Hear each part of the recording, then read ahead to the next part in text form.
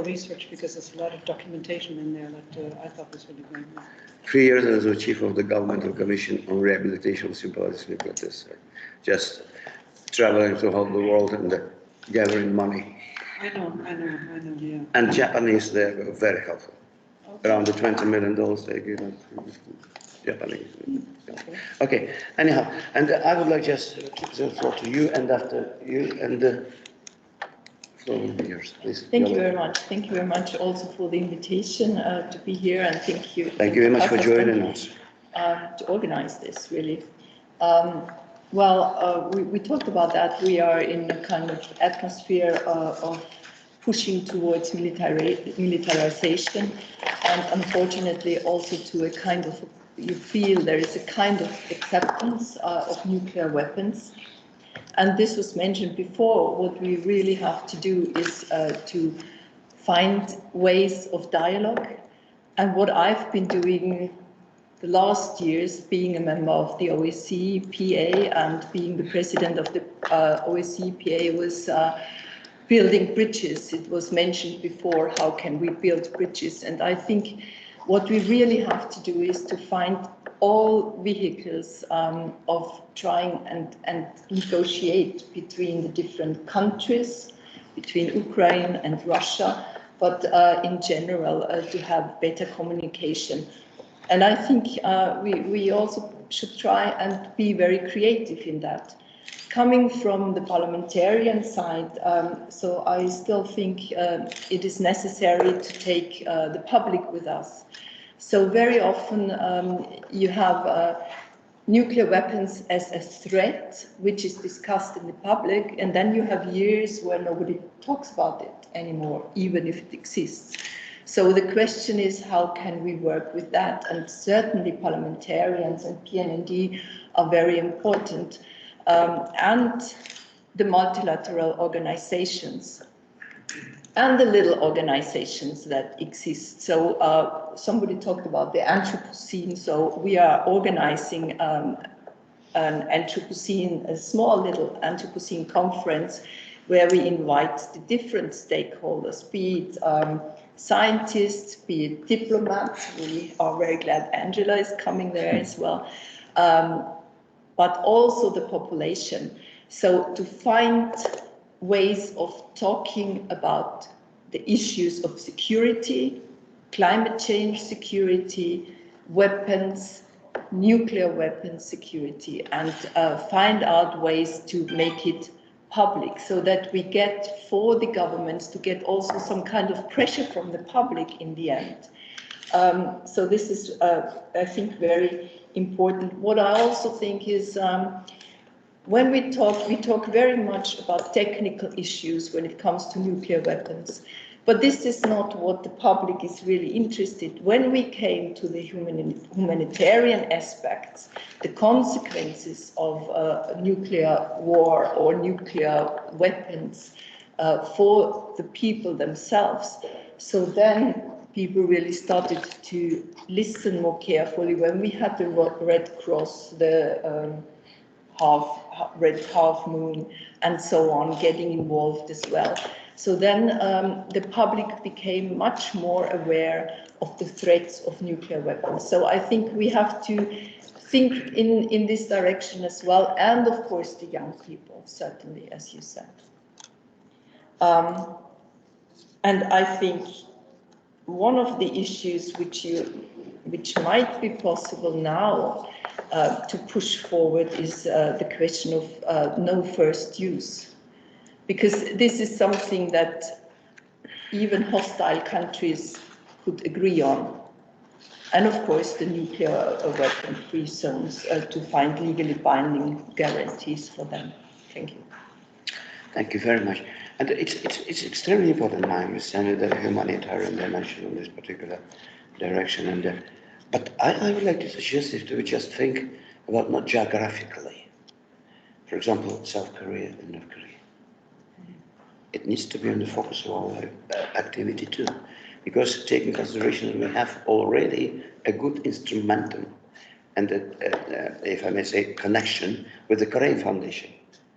We have a program with Korean Foundation on denuclearization of the new Korean Peninsula already. We provided 2 meetings before pandemic, and it will stop now. And let us see what it will be in the future, because now so we are looking to involve the North Korean experts on this just experts meeting, because it's extremely important.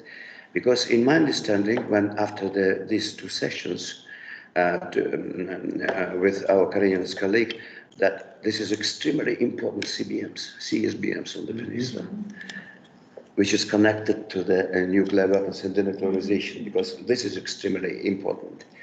And CSBMs and CBMs, it's extremely important, and that's why so we have some suggestions maybe to provide for 2 Koreas, territory of Kazakhstan, for producing together rice. Wow.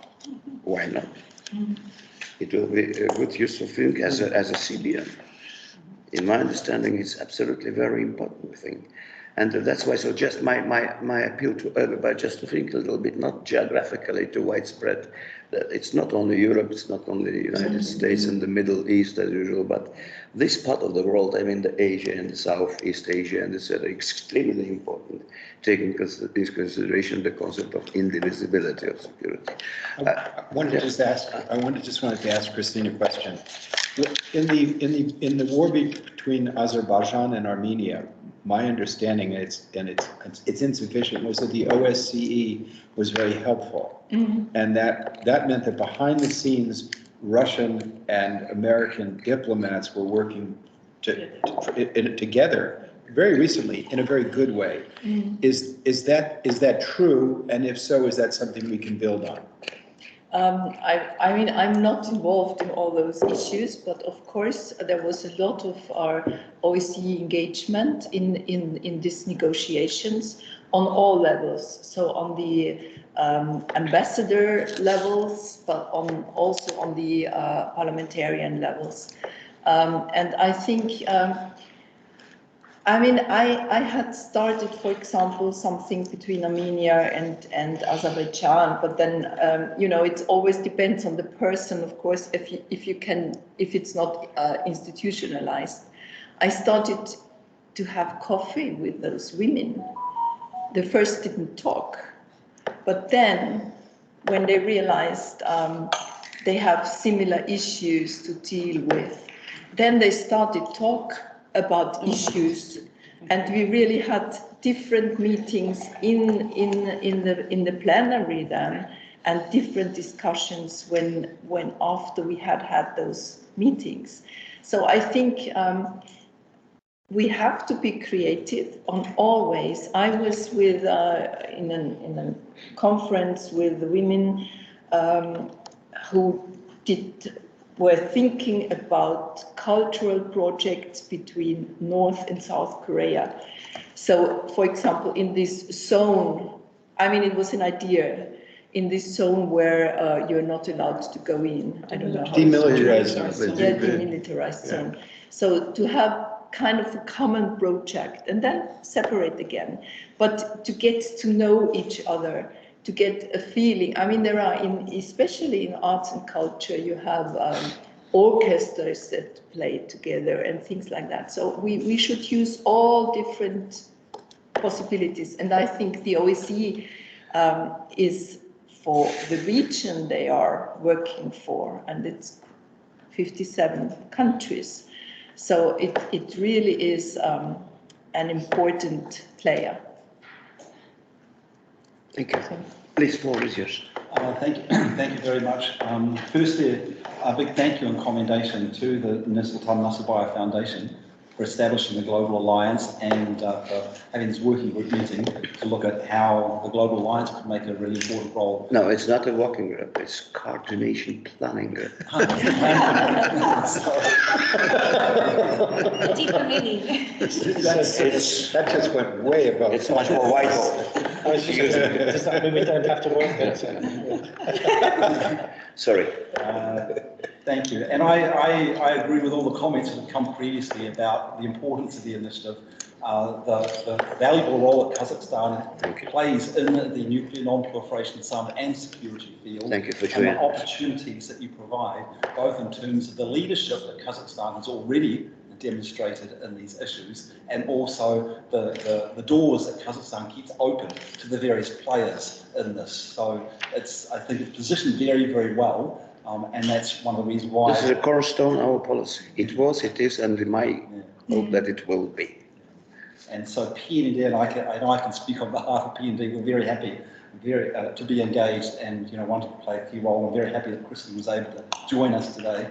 I'll comment on three aspects of the discussion so far. Firstly, some of the specifics of our nuclear disarmament and nuclear risk reduction goals. The second is on the common security, human security framework and how to advance that. And then the third is on cultural, sports, diplomacy, youth, women, that sort of basket, which I think is really important to bring in. I'm very happy that Kristen's already raised this a little bit. Firstly, on some of the specific goals, aspirational goals on nuclear risk reduction and disarmament, and I thank previous speakers for framing some of this in nuclear risk reduction, because that is a goal that should be shared by everybody, and I think is an opening approach. And already Vladimir talked about the January statement of the P5 and the agreement that a nuclear war cannot be won and must never be fought. Mark brought up a little bit more of the nuclear risk reduction framing, and I think bringing these together, I would say that some of these options, including negative security assurances, no first use platforms, also nuclear weapon-free zones, are part of this context of nuclear risk reduction and implementation, operationalising that understanding that a nuclear war cannot be won and must never be fought. So starting with a common agreement and then operationalising it.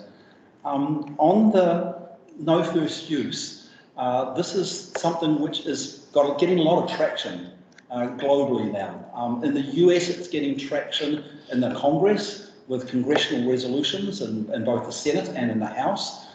It's been talked a lot more about by the disarmament community. It was being discussed a lot in the nuclear posture review. It's something which President Biden has put forward when he was Vice President as an aspiration, no first use. It's very unlikely, I think it's probably not going to get into the final nuclear posture reviews. But that doesn't mean that putting it forward as an aspiration, no first use policies and agreements in the various forms that they can take should be backed away from. Putting them forward. And I say them because there are different approaches to no first use. Unilateral policy moves, joint declarations like Russia and China have a joint no first use declaration, bringing them into the P5 process as an aspirational, connecting it also with sole purpose doctrines. These are different ways that it can happen. And there is a global network now of organisations, over 70 organisations called No First Use Global, which has been very much involved in the discussion and dialogue. And in the US, Global Zero has been doing a lot of work on the no first use aspect also, which is important because they're bringing in former experts to see how could this play out. So I recommend the working paper that the No First Use Global has put into the NPT review conference, which explores the different aspects, the different modalities that no first use can be advanced and how to take it forward, including in the NPT review conference. And I can send a link to people afterwards. So thanks for the opportunity to put forward a bit of that. On the nuclear weapon-free zones, thank you for mentioning those. I think there's a connection between the nuclear weapon-free zones and negative security assurances, and they need to operate simultaneously. So I agree with Jonathan's proposal for a UN General Assembly resolution. Even if it's not successful yet, putting it into the process gets more attention to it, discussion about it, and can help also feed into the NPT review conference, which is really important. On nuclear weapon-free zones, our network of parliamentarians has been very involved earlier in the piece, working in cooperation with Mexico and Chile and Mongolia on the conferences of states parties to nuclear weapon-free zones, which normally happened the day before the NPT review conferences. They haven't always happened. It's not always been at that time.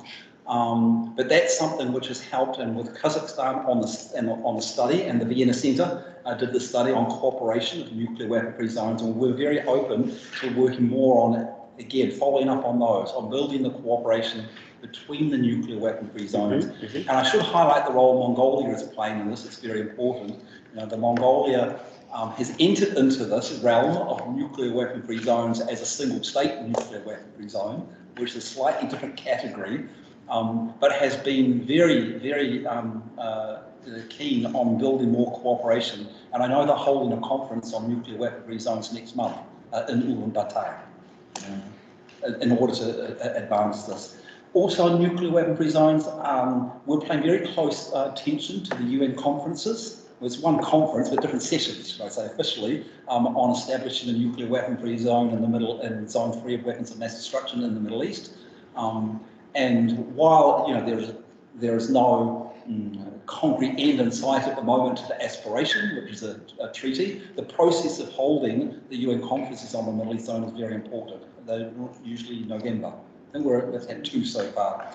And then Northeast Asia, we're very active in the 3+3 proposal for Northeast Asia nuclear weapon-free zone, which is built on a model that's ensuring security for all. So the 3+3 are the 3 territorial countries, Japan, South Korea and North Korea, and the 3 primary nuclear weapon states, China, Russia and the United States. And that model is that it would need a security arrangement which would include all 6 in order to be able to move ahead. And there's a new coalition called the 3+3 coalition, which has been established. It was initiated by World Federalist movement, but PND is a partner to it, as are many others, including the Asia Pacific Leadership Network. And the Asia Pacific Leadership Network has a lot of experts. So there's progress on that front.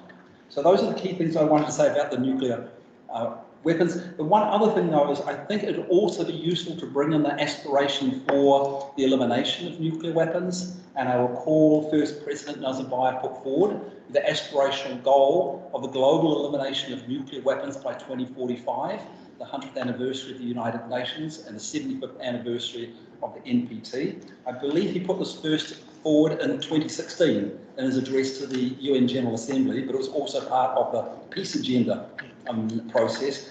And so No First Use Global and others have picked up this aspirational goal. Unfold Zero is another network that's picked it up, of 2045 for the global elimination of nuclear weapons. It gives enough time to be able to resolve some of these key security issues and move forward. So I'd be very interested in seeing if that might be something that would be worthwhile to raise. But I think it's important to look at the elimination of nuclear weapons, not as just some time in the future when the world's a perfect place, but no, we have to have concrete goals to getting there, and having some time frame could be very useful. On the human security, common security framework, thanks Jonathan for bringing this up. This is so important. One of the problems we have with the Ukraine situation and this invasion in Europe is an erosion of support and confidence in common security mechanisms like the OSCE. Yet, when there's high levels of tension and conflict, it's so important to have these common security mechanisms. As Angela mentioned, we have to have avenues to be able to have dialogue, communication. Christy mentioned, constructive examples of how the OSCE can do that. We need to elevate the political commitment to the OSCE in Europe, ensure that there isn't a move to kick Russia out, because of the violation of the Helsinki principles. One can highlight the violation of the principles, but keep them in the OSCE. We need to keep the doors open, and we need to elevate public awareness about how these common security mechanisms like the OSCE can work. The OSCE is not the only one. The United Nations, of course, is a key global common security mechanism, and highlighting the ways and the roles that the UN can play. And it is playing a role in here. I mean, the General Assembly resolution is very important. We have now, with regards to the allegations of genocide, being taken to the International Court of Justice, which is the appropriate place to take these allegations of genocide in Ukraine too. And there are other aspects in the UN Common Security Framework that can be useful to elevate. And that links it in with what Jonathan was saying, the human security framework, and what General Milan was saying, is that the security issues are not just about state versus state. It's about climate change, pandemics, public health, sustainable development goals. And here, I think that in bringing those much more into the nuclear disarmament dialogue, it broadens our audience. It also helps other audiences, like those working on climate change, those working on human rights, those working on environmental issues, see the relevance of nuclear disarmament and nuclear risk reduction as well. So that's something that we've been doing. It brings me into the next part with our intergenerational dialogue. And so we've done a number of events with Kazakhstan on intergenerational dialogue on climate, nuclear disarmament nexus. And our primary partner in that has been Youth Fusion, which is a global network of youth activists who come primarily from nuclear disarmament, but are engaging with the climate change youth networks, which is Fridays for Future or Strike, School Strike Climate. They use different names, but also YOMO, which is the United Nations Youth Network for the climate change process. So Youth Fusion and the climate youth are working very much together, and entry into this is an intergenerational dialogue. They see how important it is to learn from history and to know that there are good examples of diplomacy, of peace, of disarmament that we need to learn from. But they also come in with new ideas about how to reach out and get bigger audiences. And that brings me to the last part, which is the sports and cultural diplomacy, which Christine sort of mentioned, sort of one example of that. But there are other examples, and I think it's very important for us to look at opportunities. In Kazakhstan, one of the leaders for the movement to close down the nuclear test site was a poet, Right. Suleimanov. In the Korean crisis, what was the breakthrough between North and South Korea? It was the 2018 Olympics and the joint women's ice hockey team. That opened the door to their dialogue process between North Korea and South Korea. So sports diplomacy is very, very important. Cultural diplomacy. I think Jonathan did a really positive thing in the UN by proposing cultural and movie entertainment figures to join the disarmament realm by getting Michael Douglas and Jane Goodall to be appointed as ambassadors for peace. So I think we can think more about this. And maybe, one who may be interested, I just suggest this to you, is Daniela Tuleshova, who is, I don't know if many of you know, she is an incredible singer from Kazakhstan who took the world by storm in America's Got Talent. And so she's known globally. Daniela Tuleshova. Yeah, if she was appointed as sort of like a youth ambassador for peace, for example, you would have a huge audience in the music and entertainment world. She might be our Greta Thunberg. Sorry? She might be our Greta Thunberg. But singing one. Yeah. So more sports and cultural aspects I think are going to be very important to bring in, and also the types of diplomacy that Christine was talking about, which is informal diplomacy using different styles, the coffee culture, I guess, is that what you call it? Your meetings? Well, no, yeah.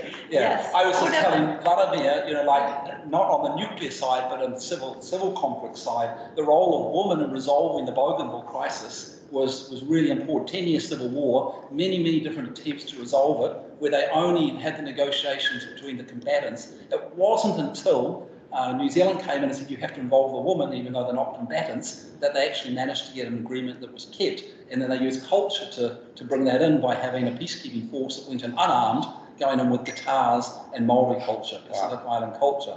So again, using the cultural sports diplomacy is really important in helping to overcome some of the political hurdles. Sorry, it's quite long. But maybe now is the time to incorporate Russian sportsmen to this one, because they deleted practically on the whole competitions. Yes, please. I must say this is an extremely interesting discussion, and thank you for putting forward all these fertile ideas, Ava last and everyone else before. And what I wanted to do is I wanted to just, because you also asked us for practical ideas. And I wanted to put forward some practical ideas. And the first one is we have talked about the climate change issue a lot. And I do agree that the climate change is really something that energizes particularly the young generation. And I remember that, you know, when I was of that younger generation part, there was always the demonstrations against nuclear power plants. You know, this was something that was really, really strong. That's really gone nowhere. My fear is that with the scarcity and the oil being more expensive, Russia deliveries, etc., this actually is gaining saliency again to the extent that maybe there's more of a, you know, more nuclear power plants. I mean, I know that, you know, France has a different, I mean, but basically, you know, we just need to keep that in mind. Right, then. But the question is, you know, how do you get the young people to actually engage in these ideas? I agree with you, Bernard, that you sort of said, you know, these enquêtes, you know, the opinion polls, not only in France, but also in the rest of Europe, also Canada, US, a little bit less, but also in some countries like ROK and Australia, you know, the young people are 75, 76% against nuclear weapons. You know, they should be basically outlawed. I don't know how old these are. Some of them are from last year, a year and a half ago, so one wonders, is that remaining the same now that we have basically this approach for the young people?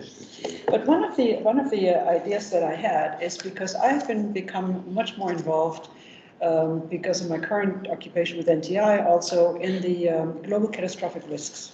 And global catastrophic risk is an extremely important trend, if I can call it that, which I think has gained a lot of currency. It's very strongly supported by philanthropy, particularly rich individuals who are working on this.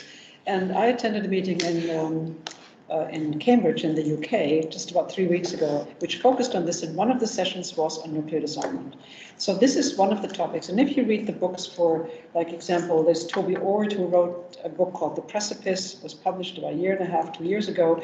You have an Australian parliamentarian, actually, who might be, I think it's Andrew Simon is his name. He wrote a book on global catastrophic risk, also including nuclear. So there are ways of possibly piggybacking onto this to sort of say, you know, where can we take the lessons that they are focusing on? They're not looking at 2045, they're looking for concrete achievements, which is very hard to demonstrate. I mean, I totally think we all agree. But on the other hand, it is a way of finding another way into this whole issue of the nuclear disarmament and nuclear dangers issue, because they're talking about, you know, this could be the annihilation of part of the world. I mean, that's basically their take on it. And the other idea that I had is, I'm just wondering, we've talked about the NPT RevCon, and yes, it's going to be a month. And what happens at the NPT RevCon is, of course, there are a lot of side events. And I'm just wondering if it wouldn't be possible to have a side event hosted, let's say, by the Kazakh Permanent Mission in New York, to kind of put forward some of the ideas, or to have a discussion, because this is really where a lot of the energy is, outside of the conference rooms, you know, in the UN. So that might be a thought of doing something, you know, proactive, and also putting it out there, you know, what Kazakhstan, what we are doing, etc. So that's one of the ideas. And the other thought that I had is, you know, talking again about something that, you know, many of you remember, some of you may not remember. I remember there was in 1982 at the SSOD, the special session on disarmament, you had 1 million people or whatever, you know, it was in Central Park. It was huge. And, you know, I just wish that there could be a little bit more of a, let's say, a focus area where one could sort of say, you know, the numbers make impressions. And if people are talking about anti-nuclear movements, you still always see references and the picture of what happened in 1982. I mean, that's a long time ago, but on the other hand, you know, we haven't had an SSOD. And that's my last point. There is a group in the UK run out of SOAS, Dan Plesh. I mean, I'm sure that, you know, some of you know him. And he's planning something. Again, he's been working on having another special session on disarmament by the General Assembly. And he's doing in September, I don't know why September, but he's doing another meeting in September, particularly on this issue, because they've been trying to get member states also to support this initiative. And again, it's something that is already happening. I mean, one doesn't always have to just think of something new, but basically support something that's Thank you, already Angela. underway. Thank you. May I first, we have a very important person here. I was really impressed, General Director of the OPCW, with whom I worked very, very closely during my stay as a first Deputy Foreign Minister in the Minister of Foreign Affairs before the 2004 with your predecessors. And I was really bonding with the Turkish diplomats, and my first, if I may say so, a good impression of a real diplomat, it was in Vienna, because in 1993, 1994, we have our embassy here, and we're flying from Almaty to a permanent committee on Thursday or something. Yeah, like that. Thursday, yeah. Not every week, but after week. And I'm flying 2 times per month here to Vienna, International Atomic Energy Agency, and the Ambassador Alp, you know him. He was a brilliant person, brilliant person. After that, he was a chief of the Turkish delegation on the Conference on Interaction and Confidence Building Measure. Through the 10 years, I was the chief of all negotiation process within this forum to prepare all documents. And Ambassador Alpert was brilliantly very helpful to us to find a compromise, first of all, between Israel and Iran, who are sitting around the one table in the Sikha process. They have no any diplomatic relations. The chapter number 2 of the constitution of Iran say that we have no such kind of state like Israel, but they're saying and negotiating, discussing CBM and CSBMs. Sorry about, please, floor is yours. Thank you for your kind words about Turkish diplomacy, Ambassador. It's a pleasure for me to be here today. I welcome very much your decision to institutionalize global alliance of leaders. I think this is a very important decision. This is another sign of your determination to play a leading role in the field of nuclear disarmament, nuclear security, and non-proliferation. Kazakhstan's role in the field of WMD is not limited to the nuclear field. I appreciate that Kazakhstan has proposed recently the foundation of an international agency on biosecurity safety, and I had the pleasure, in fact, to participate in the side event organized and hosted by Mark Fino in Geneva a little more than a month ago.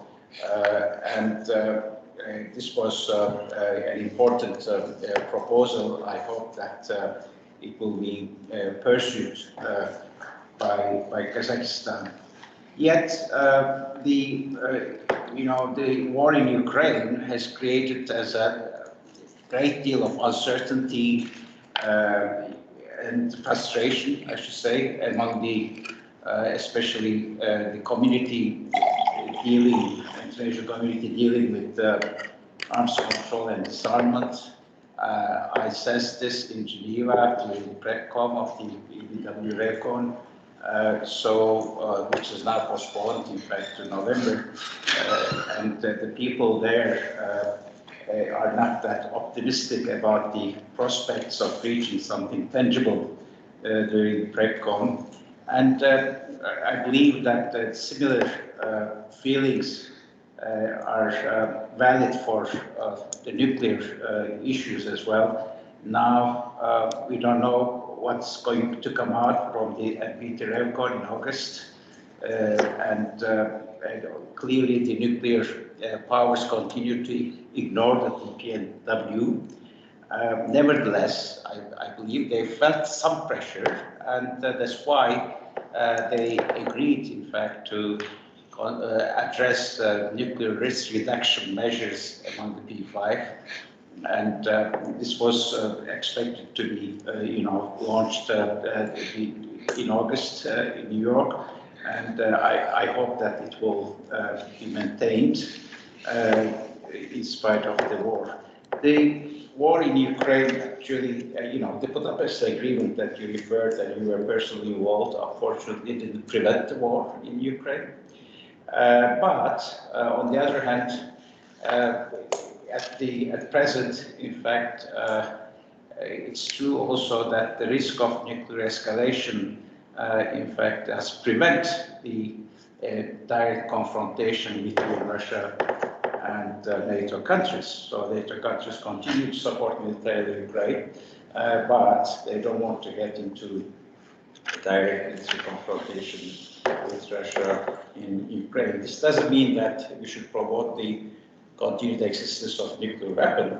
Nuclear weapons were supposed to prevent, in fact, wars, and they did so far, but it's high time, in fact, to start a serious process of nuclear disarmament, maybe not in the context of the TPNW, which is not supported by the nuclear powers, but under Article 6 of the NPT, and the nuclear powers, in fact, at least, continue to reaffirm their commitment to the Article 6 of the NPT.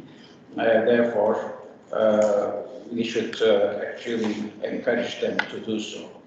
Meanwhile, I'm not really, convinced that no first use would, provide some assurances. I find it, as many others, declaratory, without providing, firm guarantees to non-nuclear powers. Therefore, I would rather be, inclined to focus more on nuclear, security assurances or guarantees, and also nuclear risk reduction measures. So until we reach a global zero, which should be our ultimate goal in the nuclear field, I believe that we should encourage the P5 as well as other nuclear weapon possessor states to take the necessary measures in order to prevent a nuclear disaster.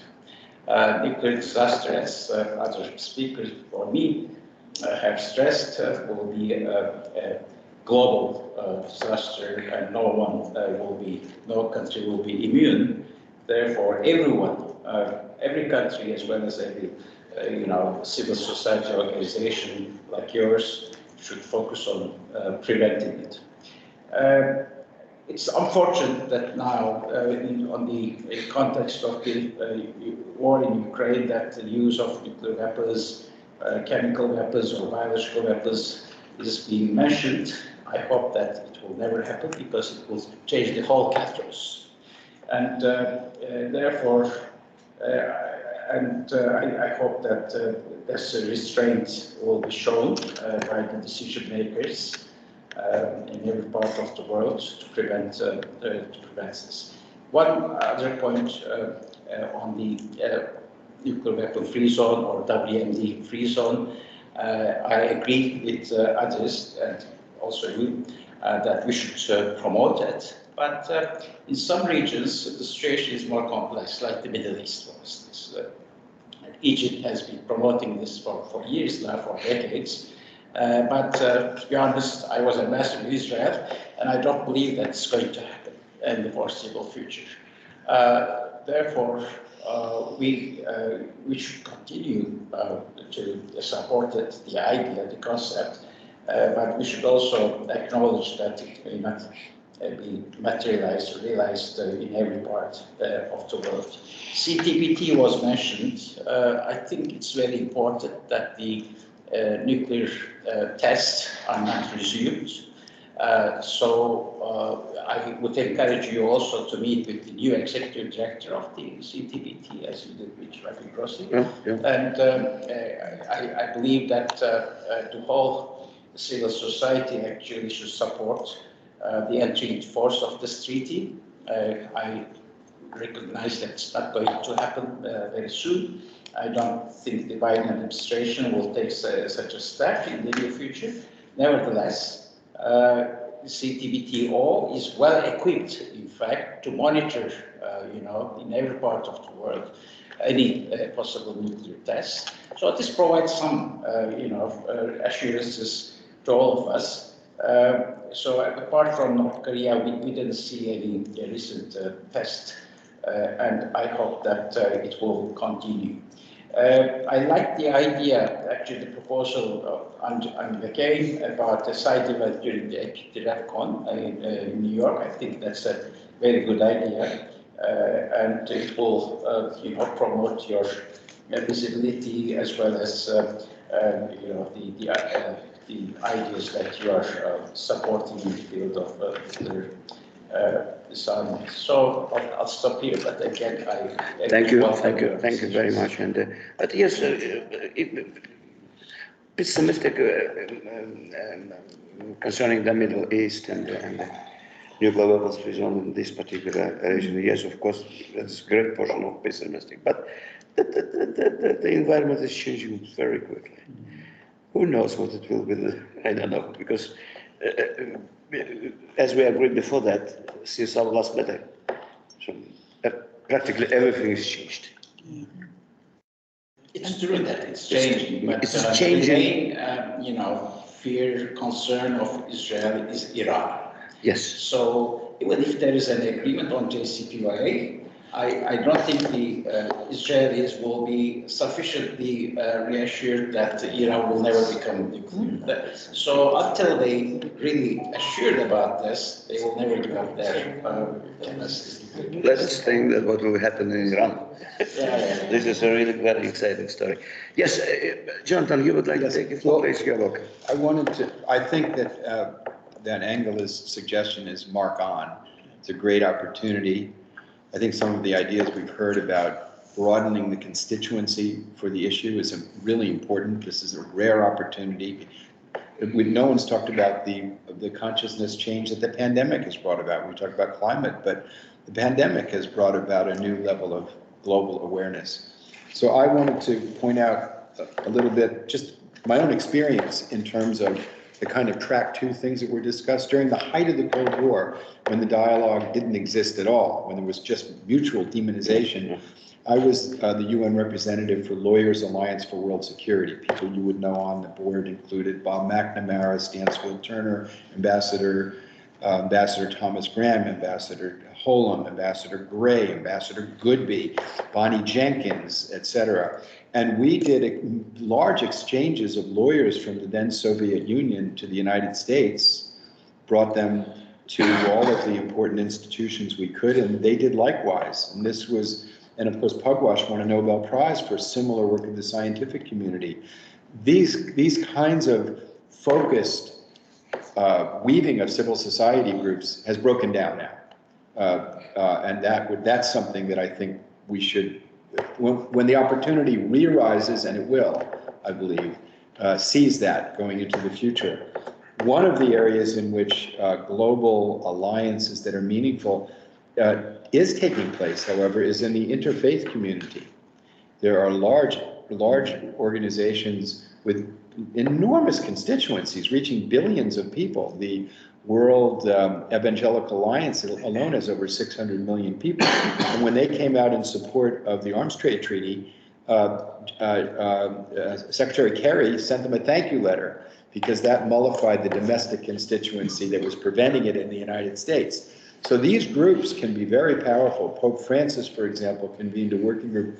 So in full disclosure, I am the ambassador of peace, security, and nuclear disarmament of the Parliament of the World's Religions. And there's a working group in the United Religions Initiative, another large one, that was formed that included, until he recently passed away, Secretary Shultz. It still includes Secretary Perry, who was Secretary of Defense. And if anybody wants to see something that's really kind of interesting, is you Google or just go to thenuclearprayer.com and you'll see Secretary Perry, Secretary Shultz, Sidney Drell, who used to run the Los Alamos Laboratory, praying for a nuclear weapons-free world, and other people. And I mean, it's quite extraordinary, but I'm saying that if the religious communities has not integrated with the diplomatic community to strategize how to exercise really meaningful pressure on the political process. And I think that's an opportunity that this group could influence. The big issue for the religious leaders is they are challenged with our adversaries saying, you're moral experts, but you're not practical. So that's how, by the way, the Pope's advocacy has been marginalized. There have been serious clerics under the influence of the nuclear establishment who said, well, we accept the Pope's call for a better nuclear weapons-free world, but we need to trust the military experts to help us get there. And we need to challenge that and say, well, we have a lot of experts, and we believe you can make progress. no first use, negative security, nuclear test ban, fissile material cutoff treaty, strengthening confidence building measures, et cetera, all the things that we know can be done, the steps that are there. So that's a constituency that I think that if we do something during the NPT, we should discuss how we can broaden the tent of advocacy. And I wanted to also address the benefit of reaching out to the large youth networks. I just recently reached out. I'm part of an initiative on human security. Just reached out to the leadership, and I didn't even know about this. The Global Youth Action Network. It's 10,000 organizations of young people, and they had never brought nuclear weapons issues into their central focus. There's absolutely no reason why they wouldn't if they were validated. This group could help validate that for them. They're passionate about climate. They're passionate about human rights. The Youth Fusion Network is exactly the kind of example that they could use. So I think we should think about having some voice of younger generation involved in this. And there's quite a lot of the younger leaders in the environmental movement who are very smart. I mean, they're really a smart group of people. And we should consider having some aspect of intergenerational solidarity. I know how to do it. Because, yes, I'm totally agree with you that the religious group it's extremely important. As you know, my country, it was an issue of our first president, and we provided the Congress of the World Religious, the leaders of the world religious. Yeah. This year we have it again, the Congress of the World Leaders. What's the number of these? 7 or 6? Something like this year, I was personally involved in the first one in 2001 to prepare the document. You can imagine that sitting around the table. And there was one with politicians. Religion, no politicians. No, but there was No, there was one one. I was the first deputy foreign minister, and I'm sitting like this, and practically representative of all religious, and we're discussing the declaration. We did it in the 45 minutes. Yeah. Because I have a lot of experience in the Sika process, and everything was done. And it was absolutely very important mechanism. We may introduce our global alliance within the framework of the next 7th Congress of the World Religious, and it's just to start to provide one separate session or something like this. Yeah. Small one. There's also the initiative Tolgan Mukavjanov has done in Kazakhstan. Who? Tolgan, I didn't pronounce. I know he's a composer. I know him. Yes, he's a composer. Yes, piano. It's a little bit different, but nowadays it's something like I don't know, because it was a good idea, and before we were trying to find a way how to do it and to accommodate in a very good way. And so first of all, because of dialogue of civilization and the religious, etc., etc. But religion, and it was understood by our first president and the existing president, who was the Minister of Foreign Affairs during this period of time. He was my boss, and he said that this is important because it covers a lot. It will be a good instrumentum just to widespread the ideas. It's extremely important. And Islam and the Christians and the Pope, if I'm not mistaken, he will personally come to the next Congress. Yes, the 7th Congress. The 7th Congress. It would be very good if we were part of this. And why not? Why? Let us think, because. Maybe we should drop some Yes. Maybe so. What about just to draft our call, for example, to the Congress of the World Religious to say something about this? Jonathan, please. Please do it. You on this. Yes, I mean, I'm the ambassador for the Parliament of the World Religious. This is a good idea. Why not? A short call. Short, very short. Just revise that, maybe so for you. What is the date of this event? 14th, 15th September. Oh, that's right before the big dance at the UN too. So it would be a call for the religious leaders to actually influence the world. And imagine if you had the Pope and you had, say, the Grand Imam from Mecca, etc., the head of Al-Azhar and one of the Ayatollahs, etc. If you need the head of the World Alliance of Evangelicals, That's the Christian evangelicals. That's over 600 million. He's a friend of mine. We need to talk about how political it should be. It should have a political mention, but the central theme is the moral, ethical, spiritual. Absolutely. No question. It is definitely. But that's something that could be a call to the secular leadership of the world to recognize that they speak on behalf of the people of faith and religion who are calling for greater dialogue, greater cooperation, greater peace. You know, put it in their lofty line. Okay, I got it. But I'm this sorry. should be shared beforehand. Oh, Yeah, of course. yeah. For their The idea is coming. Mark, if you would like to take the floor, no, you are happy? Okay. Yes, please, Mr. Thank you so much.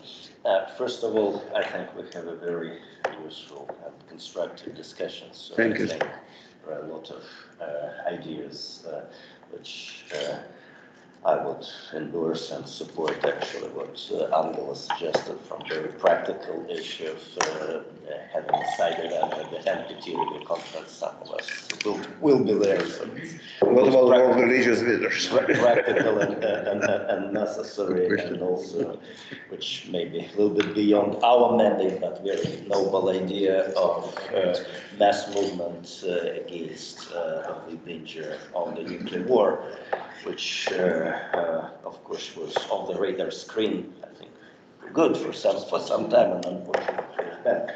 But I will limit myself just to a couple of very practical reactions to suggestions which were here. First, negative security assurances. I think this is a good idea, Jonathan, and I also think of 1994 UN Security Council, which actually was a bridge to indefinite extension of the NPT, although not directly, but very importantly. And I think that's for building trust or reestablishing trust, that might be a very useful discussion. Like Susan Choi also would be more accurate or skeptical here about no first use, but when we think of negative security assurances and risk reduction issues, I think this would be fully relevant. The second issue on the tactical nuclear weapons. And I think there were a number of mentionings in the media somewhere of just easy use of tactical nuclear weapons, so that temptation that some nuclear weapons can be used without the risk of a global nuclear war. I find it completely irresponsible. I think that's just a very wrong approach to the interlinkage of nuclear weapons. For some they're tactical, for others they're strategic, and our European colleagues here know well about it. But I think the problem here goes slightly beyond this tactical nuclear weapons, which I think should be of a discussion. And this is the placement of nuclear weapons, or risk of placement of nuclear weapons outside of national territories of nuclear weapons states. This is partly addressed by the TPNW for those who join. This is partly addressed by the zones free of nuclear weapons for those who are part of the zones. But of course, sitting in the middle of this continent, I do not feel that reassured that it works for some parts of the globe. And of course, we are now in the 60th anniversary of the Cuban Missile Crisis, right? So I don't know whether this should be something of a mentioning when we gather next time, but October this year will be 60 years of Cuban Missile Crisis. And legally, 60 years ago, nothing had prevented Soviet Union from putting its missiles and nuclear weapons in Cuba. The problem was not legal, of course, the problem was different. The world has changed for the 60 years, at least in part, and the problem of placing nuclear weapons here and there goes beyond one nation. It's not only about this nuclear weapon state or that nuclear weapon state. It goes also beyond the continent. It may not necessarily be only about this continent. So I think we should keep this issue on the radar screen, which brings me to my final point, which Ambassador Vasiliev, I think, very correctly mentioned.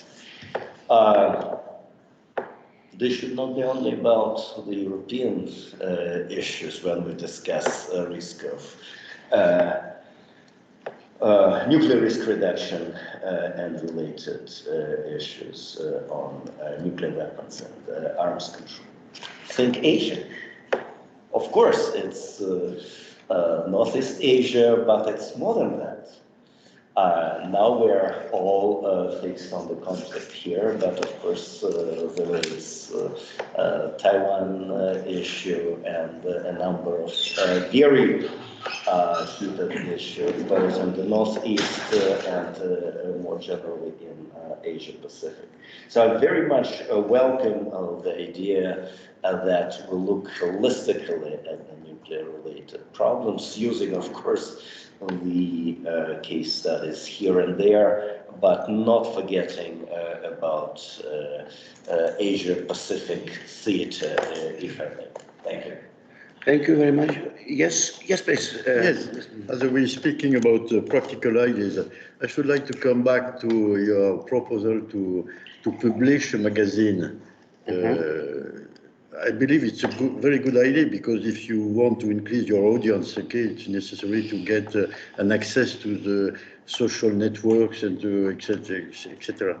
The difficulty is not to duplicate the magazine still already existing, like, the Bulletin of Atomic Scientists, I'm concerned people, I don't remember exactly the name. Okay, it's a good idea, but the difficulty is to get something which is somewhere different from, for the magazine already existing. Okay, and your second proposal about doing some subgroups, one for the nuclear, disarmament, one for the nuclear security. Okay, also it's a good idea. It's a very good idea, because it's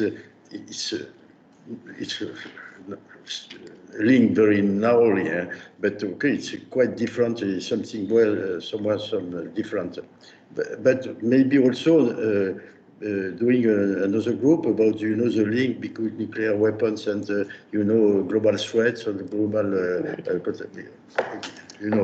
the difficulty is to get not too many subgroups, and because it's difficult. But it's a good idea. Thank you, Mr. Mount, for supporting this idea of the ballot magazine, because we kill maybe two options together. Because first of all, we're trying to be a little bit known in the world community. In this particular sector, it will be one, because it's part of this magazine, in my understanding, needs devoted to what we are doing within the framework of the Global Alliance. So this, the next one, and the biggest part, because the experts much more than me for the whole world, to address them, to produce a good article, which would be not only scientific and very analytical, but which would be understandable to the common people. Read and just try to understand what is happening there, what is happening in this direction, etc., etc.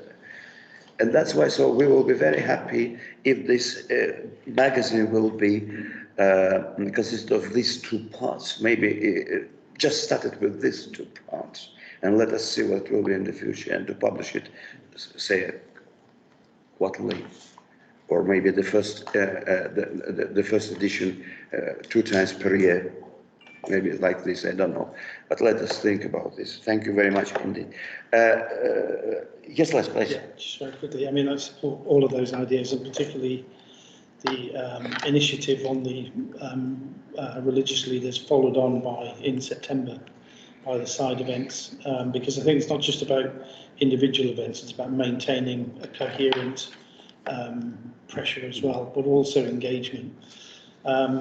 The other thing I'd like to mention, I'm aware that this year, the Nobel Institute were going to do an event with the Russian General Staff. Who will do it? The Nobel Institute were going to do an event, Oslo, yeah, the Peace Institute, on the Cuban Missile Crisis with the Russian General Staff, with some of the recently revealed documentation.